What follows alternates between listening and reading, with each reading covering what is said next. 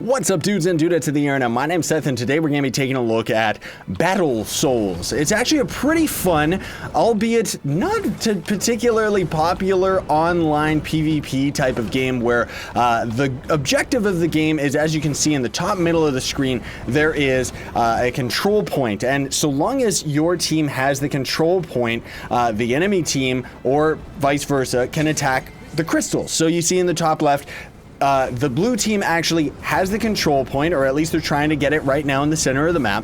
And as they have it, they can start destroying crystals inside our base. You can't destroy any of the crystals inside the base unless you end up having the main control point. So it's kind of a neat system, kind of a push-pull thing. Kind of makes it so that everybody is really focused on the center of the map and actually having that. And if you had good team coordination, you can end up, I'm sure, capturing the top middle and then going down and getting stuff like that. Also, you can see down there that is actually a team buff crystal that we could end up going down to capture, but we're not going to bother with that. And then there's actually different heroes. So there's a bunch of different characters. We're only going to be messing around with these three for today, just because they're the ones that the tutorial teaches you about. There's the mage, where his left click is just an AoE fireball, and his right click kind of slows enemies down. Then there's the warrior character, where he, of course, has a melee attack. His secondary is a shield bash that slows down characters. The third one is the healer, which her primary attack will damage enemies, but also heal allies that it shoots through. And her secondary is kind of a big knockback. And then this third ability, this is where things get a little bit interesting. Heals all allies around her, including herself, makes him invulnerable for 2 seconds, and puts an AoE on the ground that kind of freezes things. So the way that works is you actually have to swap to that character in the middle of combat to actually get that third passive buff. So you saw we actually were invincible for a split second there while we were the warrior character, and then it just wears out over time, and there's a little bit of a cooldown between swapping to the next character that actually has that. And as you can see, this whole push-pull mechanic is very cool, but the fact that we're versing so many different bots, which it's nice that this game has bots, because it means that you can play this game alone or with your friends. Of course, it's a free-to-play game, I should mention as well. There's links in the description for everything.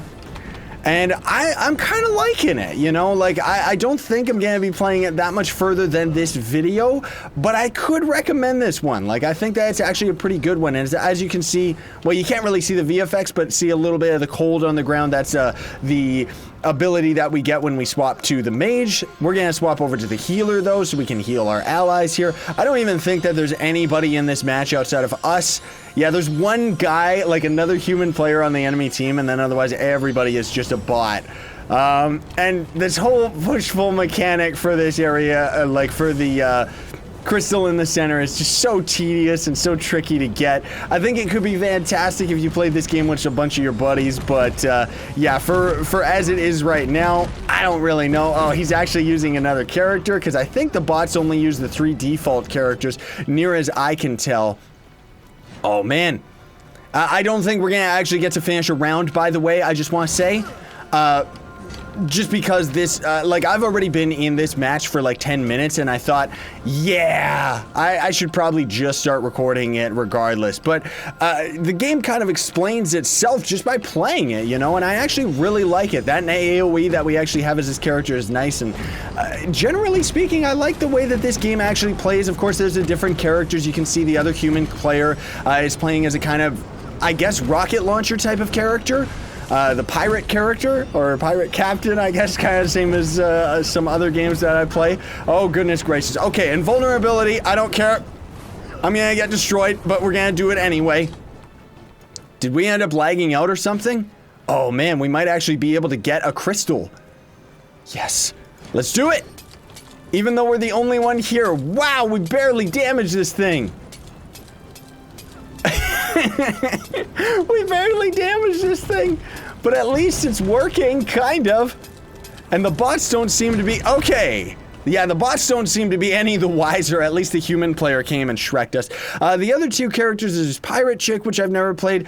3 cannonballs in quick succession, which does damage over a small radius. Her AoE splashes enemies and heals herself and allies. Then there is also log a big flaming fireball or something on the ground. Let's actually swap out our healer and replace it with her. Then there's this guy, which is really cool. I like the way that he looks.